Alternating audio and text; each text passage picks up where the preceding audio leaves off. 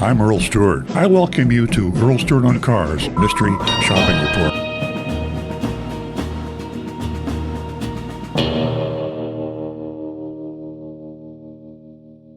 This is Mullinax Ford in Kissimmee, Florida, near Orlando. Okay, I'll be speaking in the first person as if I were Agent Lightning, who is our mystery shopper.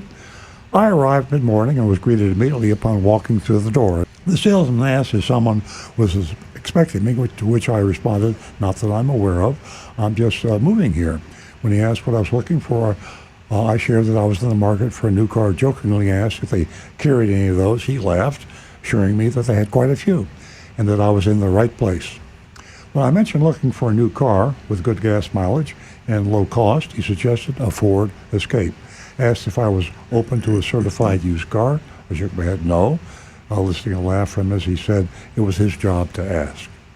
He suggested that we walk out to the lot where he had 3 or 4 Escapes. During our stroll, he inquired if I planned on trading anything in, which I replied no. He replied, why? My response was simply, life change, which prompted an understanding nod from him and laughter from both of us. Now, all salespeople will ask you if you have a trade-in, and it is very important to them. If you have a trade-in, then they have to think in terms of what they might allow you for it. They have to think in terms of what the trading difference would be. It's a real important factor. So I always believe in saying I don't have a trade-in. Even if I do have a trade-in, I recommend that.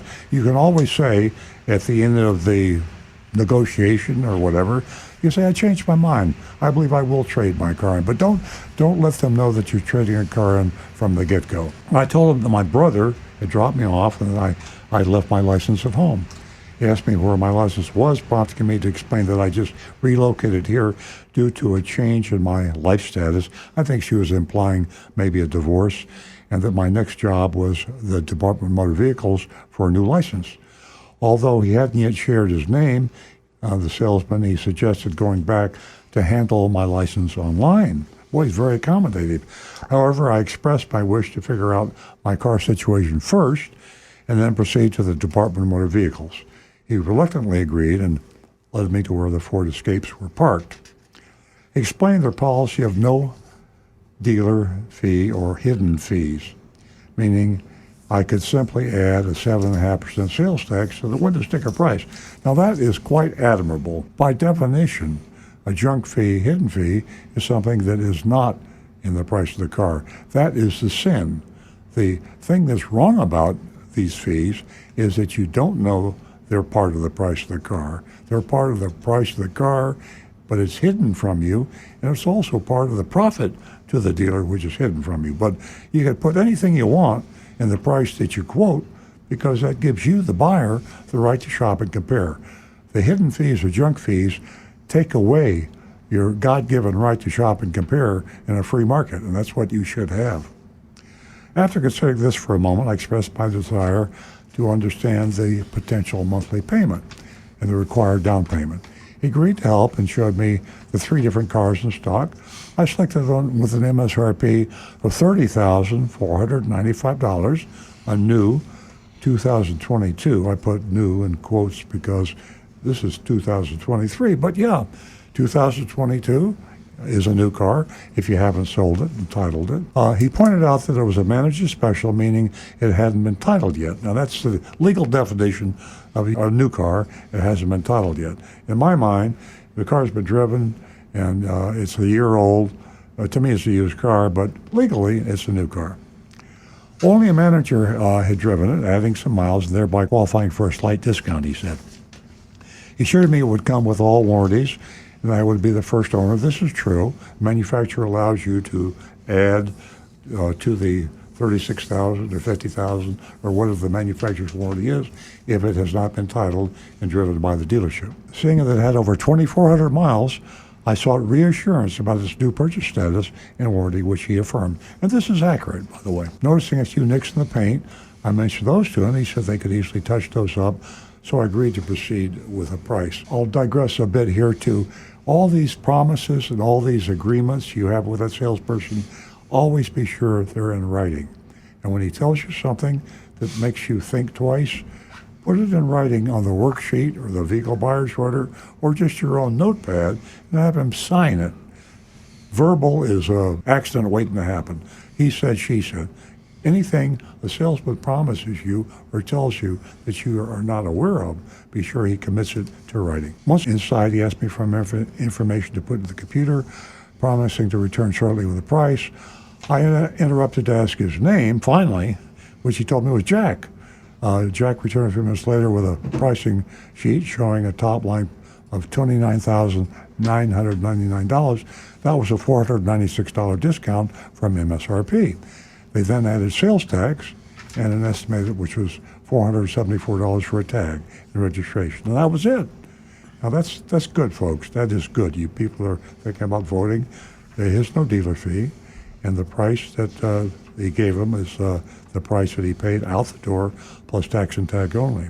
He said the pricing was pretty self-explanatory and simple with no extra fees like some competitors. That's accurate. He showed me a packet, encouraged me to read over it. When he asked if I had any questions, I voiced my concern about the high rates, interest rates, asked if there was any room for negotiation given the car's mileage. He shook his head, explaining that the percentage rate would adjust once they ran my credit. I agreed to this, saying I would work on my driver's license, sort it out, and then be in touch. And again, I digress to say you always want to get an interest rate from your bank or your credit union, or for that matter, any independent bank that is not affiliated with a dealer. You should never take the interest rate or the monthly payment quoted by a car dealer. They're usually quite high. I asked if his phone number was on the sheet, noticing that the salesperson listed was Jose, not Jack.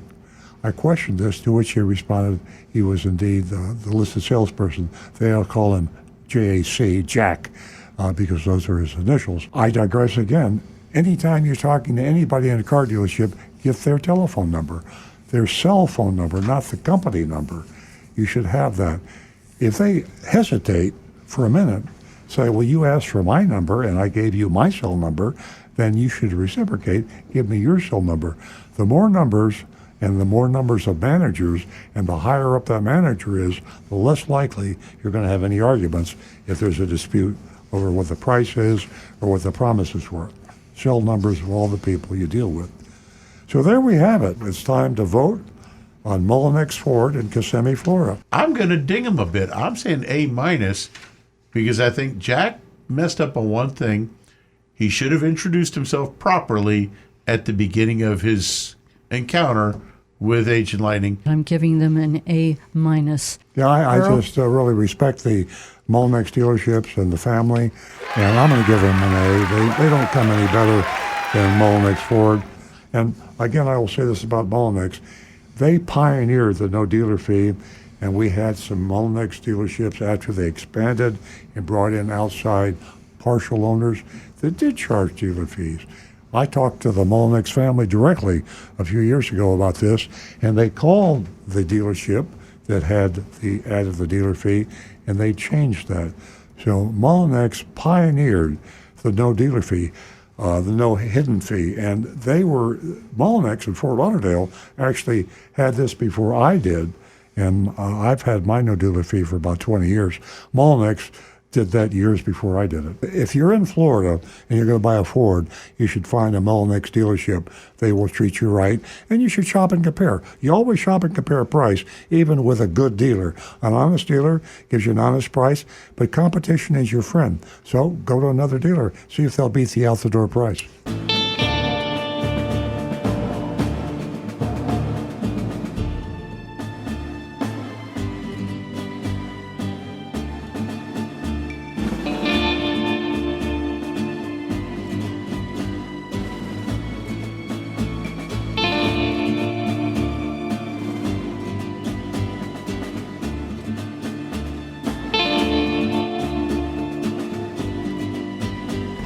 Hi, this is Earl Stewart. Thank you for watching this video. If you would like to be notified of new videos that we post to our YouTube channel, simply click on the subscribe button and the bell icon in the lower right-hand side of the screen.